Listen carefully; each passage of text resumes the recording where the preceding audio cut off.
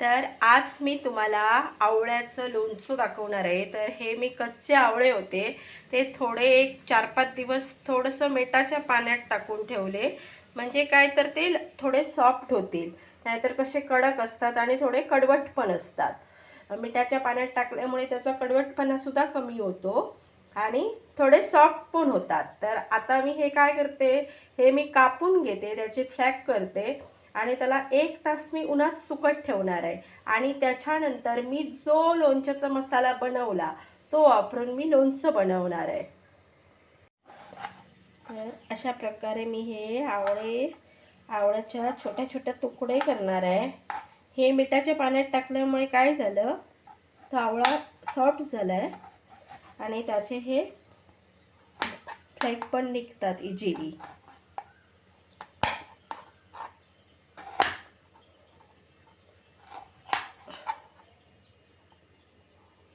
म्हणजे आपल्याला कसं छोटं मोठं हवं तसं आपण फोडी करू शकतो।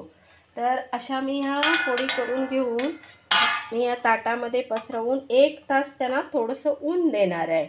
तर मी हे सगळे जे आवळे आहेत ते कापून घेते अशा प्रकारे। तर ह्या आवळ्याच्या फोडी मी 1 तास उन्हात वाळवून घेतल्या आहेत। तर आता मी ह्याचं लोणचं बनवायला घेते। तर आता हे 1 बाउल फोडी झाले आहेत, त्याच्यासाठी मी हे 1 बाउल तेल घेते। हे तेल मी चांगलं कडकडीत गरम करून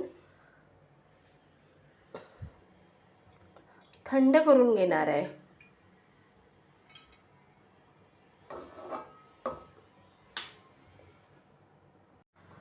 तर मी हा पाऊण वाटी मसाला घेतलाय, जो मी लोणच्यासाठी स्पेशल बनवलेला तो।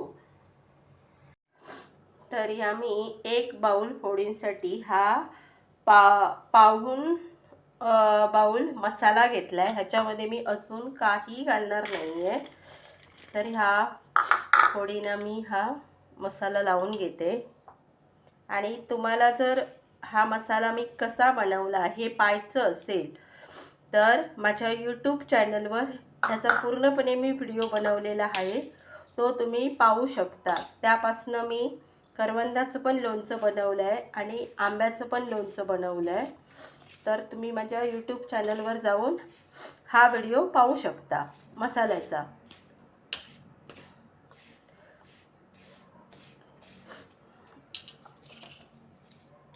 तर हे मी चांगलं मिक्स करून घेते आणि इथे मी हे पॅनमध्ये तेल तापत ठेवले आहे। ते चांगलं मी कडकडीत तेल तापून थंड करून घेणार आहे पूर्णपणे।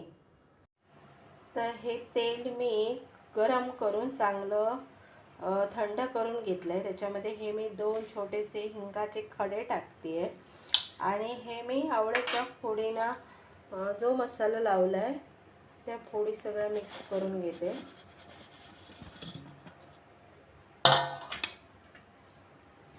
त्या तेलामध्ये हे करते,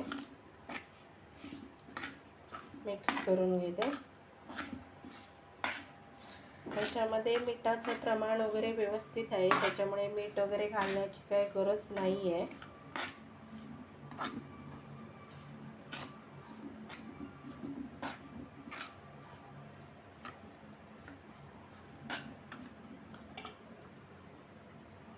तर हे लोणचं आता तयार झालं आहे, थोड्या वेळाने भरणीमध्ये भरून ठेवते।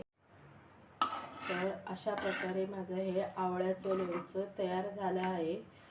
तर ते मी आता या भरणीत भरून ठेवते।